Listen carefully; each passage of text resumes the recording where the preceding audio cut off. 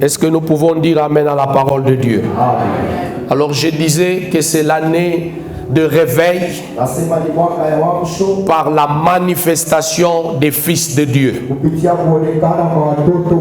Et la compréhension que nous avons du réveil, particulièrement pour cette année,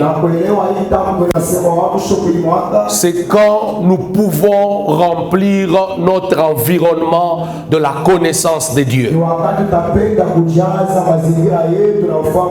Lorsque le premier réveil est arrivé dans Actes des Apôtres au chapitre 2 au premier verset,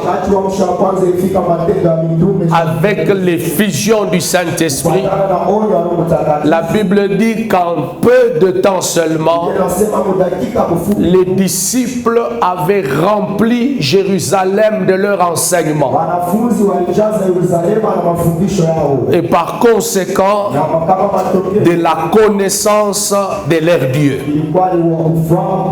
Ainsi le réveil, c'est lorsque la création tout entière, ou c'est lorsque l'Église peut faire accéder la création à la connaissance de Dieu. La Bible dit dans Hébreu, tous me connaîtront. Aucun ne dira à son frère, connais l'Éternel, car toute la terre sera remplie de ma connaissance. Ainsi, l'année de réveil par la manifestation des fils de Dieu, c'est l'année où Dieu va t'amener à remplir ton foyer de sa connaissance. C'est l'année où le Seigneur nous amènera, c'est l'année où le Saint-Esprit nous conduira à remplir notre environnement, à remplir notre famille, à remplir notre milieu professionnel, à remplir notre milieu de business de la connaissance de Dieu. Je pensais que tu allais dire Amen. Que Dieu vous bénisse. La Bible dit tous me connaîtront et toute la terre sera remplie de la connaissance de Dieu. Que Dieu fasse en sorte que on puisse aussi dire des disciples de cette église qu'ils ont rempli Colosie de leur enseignement. Ta façon de dire Amen me prouve que tu ne crois pas. J'ai dit que Dieu fasse en sorte que par le vent du réveil qu'il va souffler, que l'on puisse dire que toi et moi, nous avons rempli notre environnement, nous avons rempli nos familles, nous avons rempli cette ville de l'enseignement de Jésus et de la connaissance de Dieu. Donne-moi un bon amen. Que Dieu te positionne comme un agent qui va répandre la connaissance de Dieu. Cette année, le monde connaîtra Dieu au travers de toi. Cette année, la famille sera remplie de la connaissance de Dieu à cause de toi. Que Dieu vous bénisse. Ainsi, pour que l'environnement accède à la connaissance de Dieu, il faut que les fils le manifestent. C'est pourquoi nous parlons du réveil par la manifestation des fils de Dieu. Luc chapitre 10, le verset 22.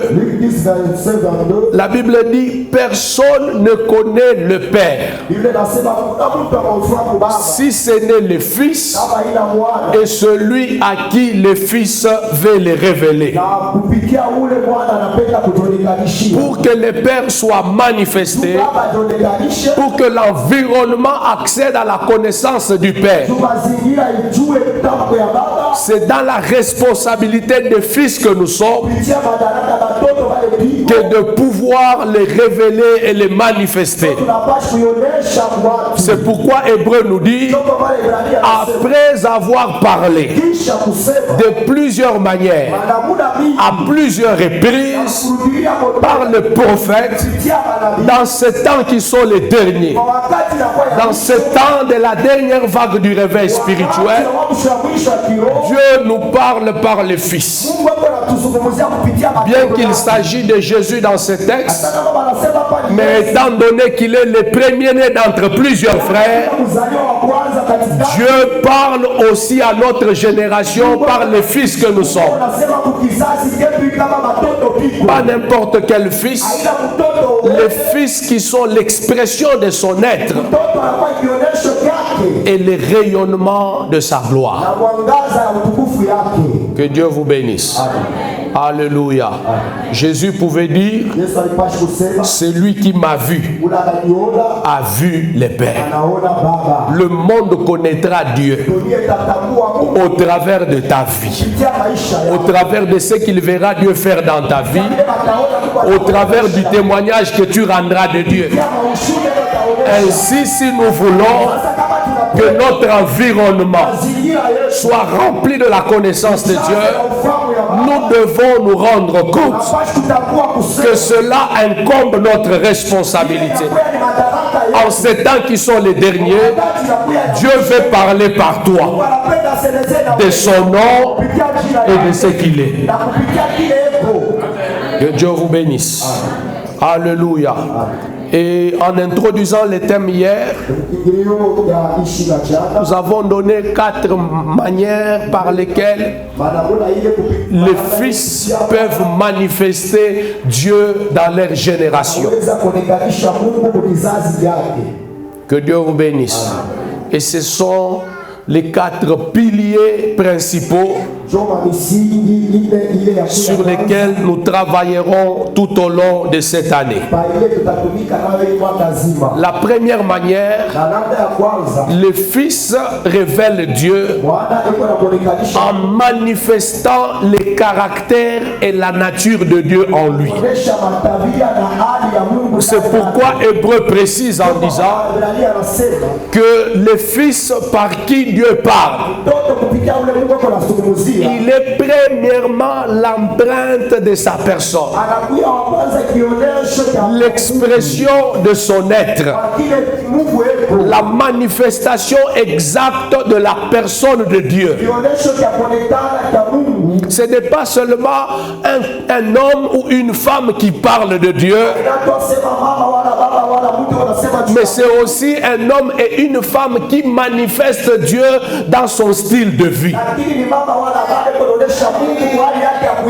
L'année de la manifestation des fils de Dieu qui nous conduira à remplir notre environnement de la connaissance de Dieu, c'est l'année où chacun de nous doit se décider à révéler les caractères de Dieu. Son caractère de sainteté, son caractère d'amour, son caractère de patience, son caractère de longanimité, son caractère de miséricorde. La Bible déclare que les perfections invisibles de Dieu doivent apparaître à l'œil nu lorsqu'on les regarde au travers de nous. Que Dieu vous bénisse. Cette année, tu manifesteras la sainteté de Dieu. Je sens que tu es lourd pour dire Amen. J'ai dit cette année, tu vas révéler la sainteté de Dieu. Ne vous en faites pas. Quel que soit le thème que nous proclamerons dans cette église, la partie sainteté ne manquera jamais. Ça fait partie de notre appel et c'est le message que Dieu nous a donné. La Bible dit, je suis saint. Vous aussi soyez saints dans toute votre conduite. Parce que celui qui vous a appelé est saint, vous aussi vous serez saints. Cette année finit l'hypocrisie spirituelle. Finit les sombreros dans les hôtels. fini l'angoissement, fini l'adultère, fini l'infidélité, parce que les perfectes choses invisibles de Dieu, sa puissance éternelle, ainsi que sa divinité doivent apparaître comme un uni. Au travers de ton style de vie, on connaîtra l'être de Dieu. Alléluia. Les premiers chrétiens, ils ne se sont pas fait appeler chrétiens. La Bible dit que ceux qui les ont vus travailler, par leur manière de faire les choses, par leur manière de parler, ils leur ont donné un nom. Ils ont dit, ici, ce sont les disciples de Christ. Et on les a appelés chrétiens. Quand on te regarde toi, quel est le nom qu'on pense te donner? Disciple de Baal ou disciple de Jésus? Nous avons encore besoin dans cette génération des hommes et des femmes qui peuvent parler comme Paul en disant soyez mes imitateurs et portez les regards sur tous ceux qui marchent selon le modèle que vous voyez en nous. Il y a des gens, quand vous les imitez, vous risquez de finir dans un trou. Heureusement que je ne parle pas de toi. Je dis cette année, tu manifesteras la sainteté de Dieu. La Bible dit béni soit Dieu, le Père de notre Seigneur Jésus-Christ, qui répand par nous en tout lieu la bonne odeur de la connaissance de Christ. Le temps est arrivé où l'Église doit comprendre qu'elle a comme mission principale d'être sur la terre et dans le monde la bonne odeur de la connaissance de Christ. Est-ce que quelqu'un peut dire Amen?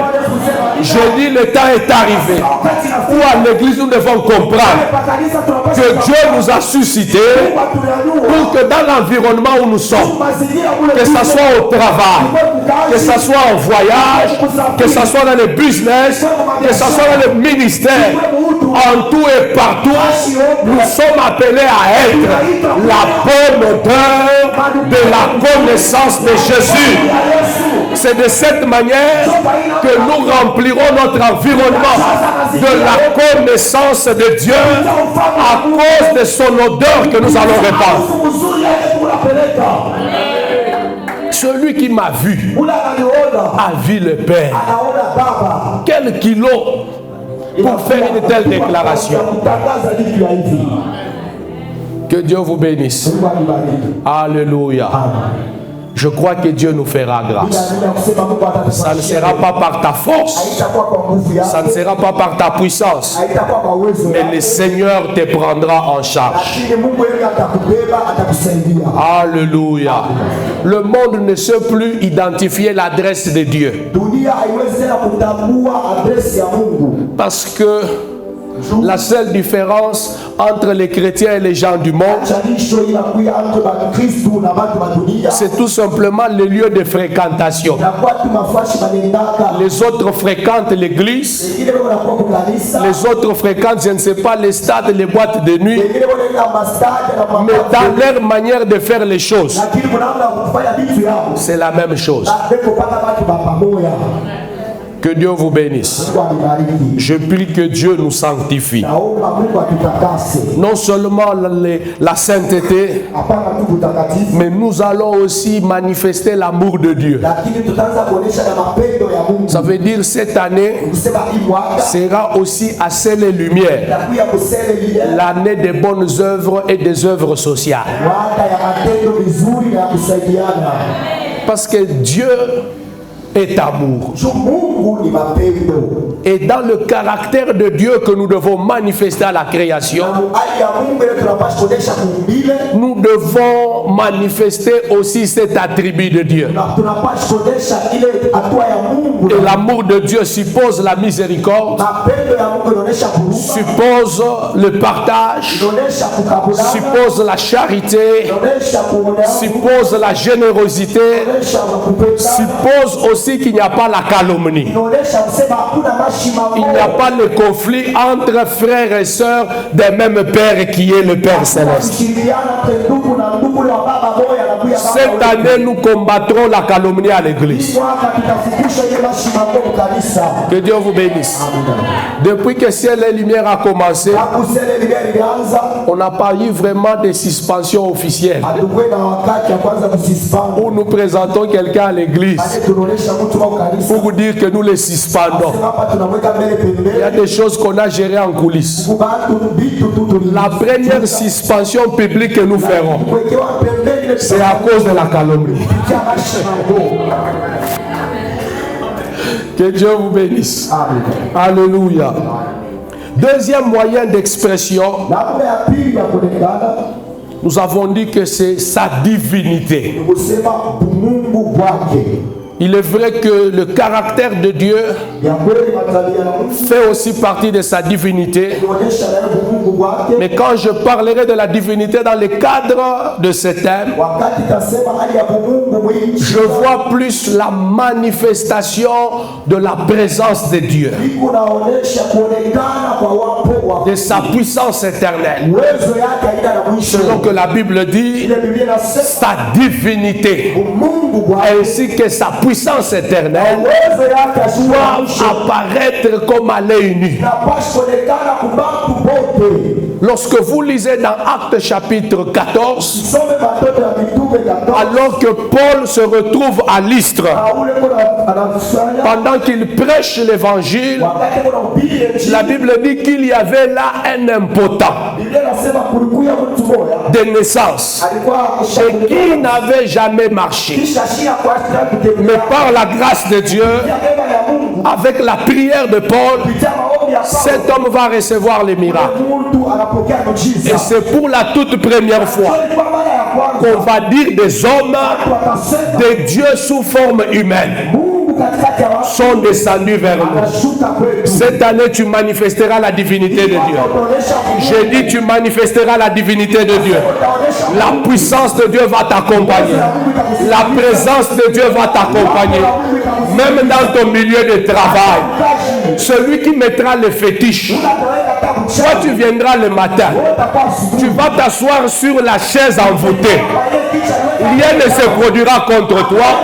Et lui-même rendra témoignage qu'un Dieu sous forme humaine travaille dans ses bureaux. Alléluia. J'ai dit cette année, nous devons manifester la divinité de Dieu. La Bible dit, je vous dis, vous êtes des dieux. Longtemps tu as travaillé, tu as servi le Seigneur comme un homme ordinaire, comme une femme ordinaire, comme un prédicateur ordinaire. Cette année, tu marcheras avec la divinité de Dieu. La puissance de Dieu va agir au travers de toi. La présence de Dieu va t'accompagner. Quand tu entreras dans une famille hostile à l'épanouissement, à cause de la divinité de Dieu en toi, même sans prier, ta présence va ouvrir le ciel. Je dis, ta présence va ouvrir le ciel. Donne-moi un bon amen. Que la divinité de Dieu commence à se faire voir comme à l'œil nu lorsqu'on l'examine dans ta vie. La divinité de Dieu, tu seras connu comme étant un Dieu sous forme humaine. L'Église s'est vraiment spécialisée dans l'explication de Dieu. Le temps est venu où nous devons aussi les démontrer. L'apôtre Paul écrivant aux Corinthiens Il dit ma prédication ne repose pas sur les discours persuasifs de la sagesse humaine, mais sur une démonstration d'esprit et de puissance, afin que votre foi soit basée non sur la sagesse, non sur la science, non sur la technologie, mais sur la puissance de Dieu. Le temps est venu où toi aussi tu vas guérir les malades à cause de la divinité de Dieu en toi. Tu vas affranchir les captifs. Je déclare sur ta vie que cette année, Dieu va t'utiliser pour délivrer un fou de Canada. Cette année, Dieu va t'utiliser pour arrêter la perte de sang dans la vie d'une femme qui a souffert pendant 12 ans. Je déclare que cette année, Dieu passera par toi pour délivrer une Marie de Magdala qui doit soutenir le ministère de Jésus. Alléluia. Si à l'église, on ne peut plus chasser les démons, on ne peut plus guérir les malades, alors nous devenons une religion. Un ministère sans puissance. On n'en veut pas. Il faut que quand tu prêches, les pécheurs amenés à la repentance. La Bible dit la lettre tue, mais l'esprit vivifie.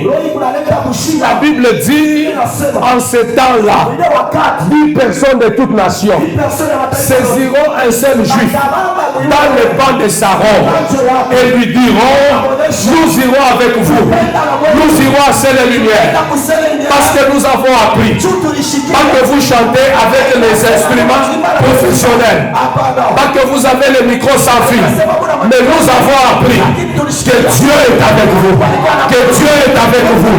Le monde doit se rendre compte que Dieu est ici et que Dieu marche avec toi.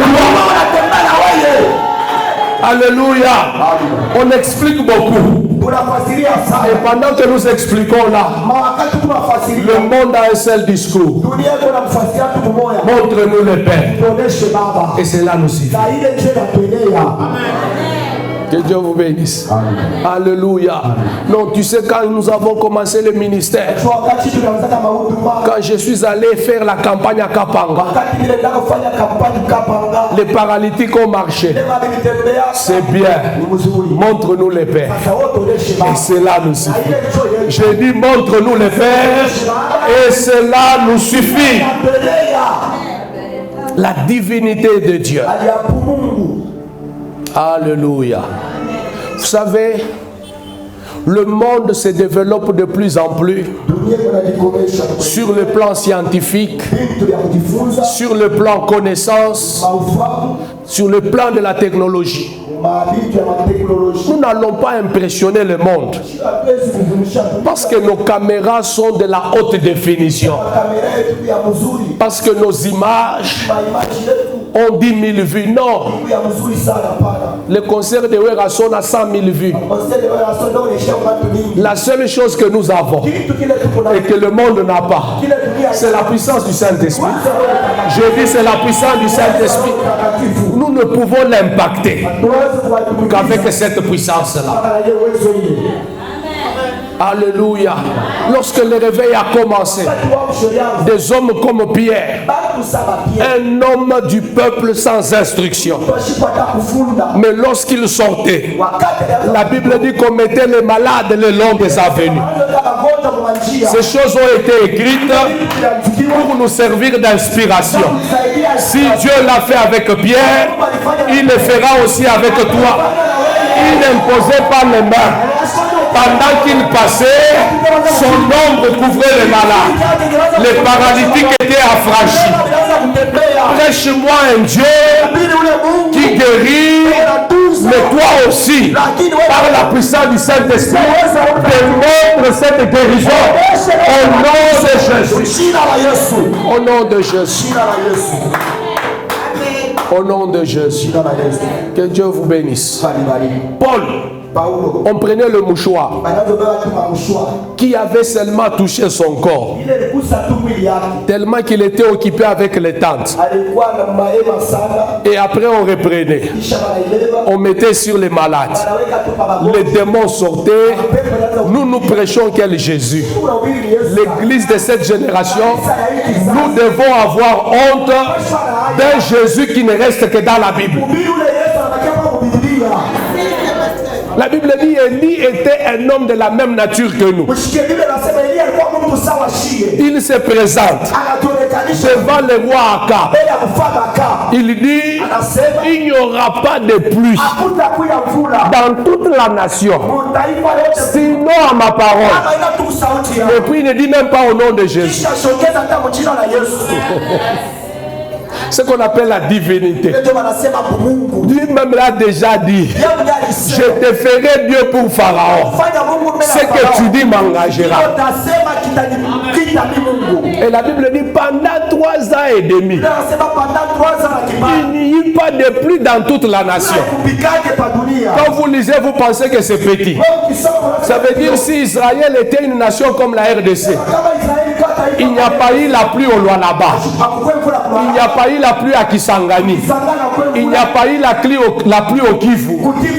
Il n'y a pas eu la pluie au Kasaï central. Et dans toutes les autres provinces que vous connaissez là.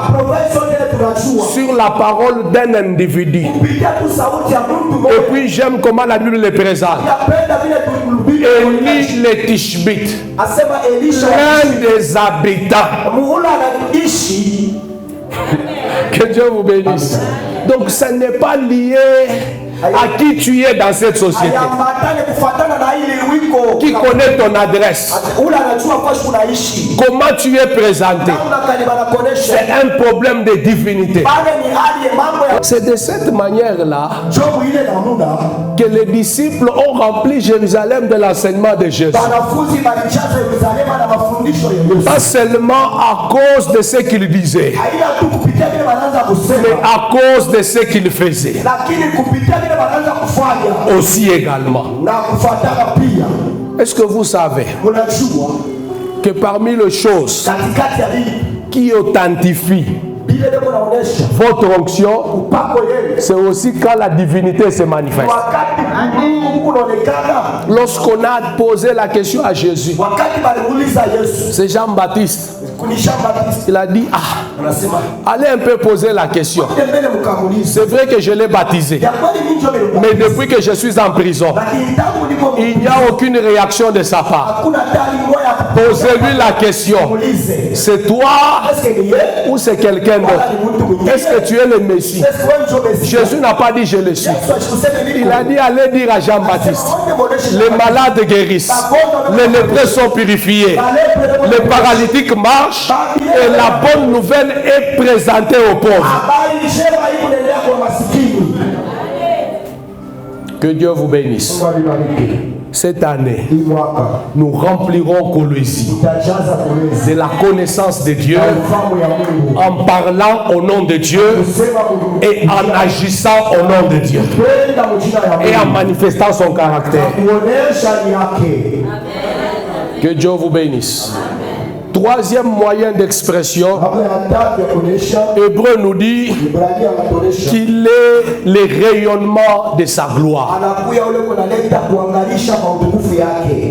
N'est pas seulement l'empreinte de sa personne, il ne manifeste pas sa divinité, mais Dieu sera aussi révélé dans ton environnement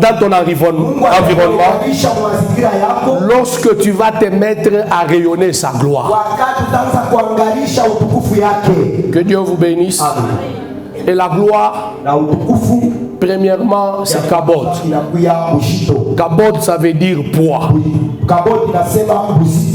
Et quand on a le poids, on s'impose. La Bible dit, je ferai de toi une pierre pesante. Et celui qui va oser te soulever en aura les mêmes meurtris.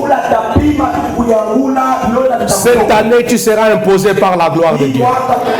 Je dis le kabod de Dieu va s'imposer dans ton ministère, va t'imposer dans ton travail, dans le mariage où Dieu t'a installé.